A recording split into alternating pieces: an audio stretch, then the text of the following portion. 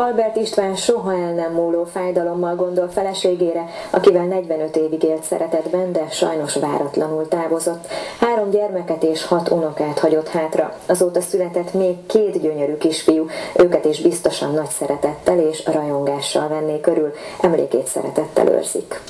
Drága nővérükre, Mokes Farkas Ildikóra emlékezünk, aki idén márciusban hagyott itt minket, emléke örökké él szívünkben, nyugodjon békében, ezt írják testvérei, Magdus, Lencsi Éva, Marika öcsi és sógornője Marika, Győri Szabó József énekel, amikor majd nem leszek már. Amikor majd nem leszek már, akkor tudd meg, hogy ki voltam.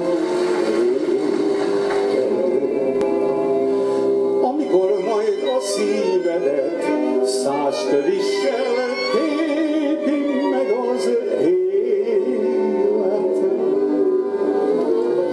nem bírt senki gonosz szótól, kővel dobnak, nem lesz kinek fájjon.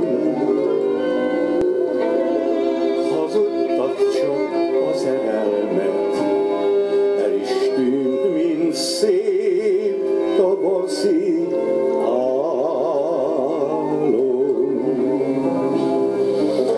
Amikor majd megtudod te, hogy a vétked vitt engem a sírba, gyere ki a temetőbe, boruljál le a fejfámra sírva. Ott mondd el, hogy megbántad már, hogy néged is fáj ez a nagy vétek. Akkor szívem a sír mélyén mindörökre megbocsát majd néked.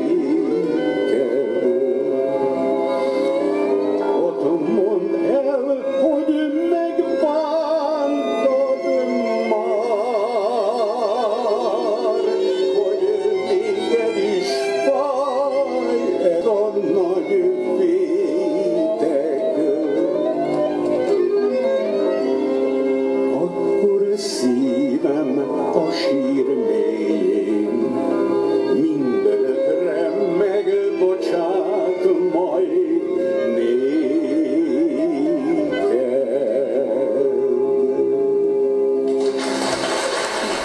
Minden szentek napján köszönjük, hogy ma is a kívánság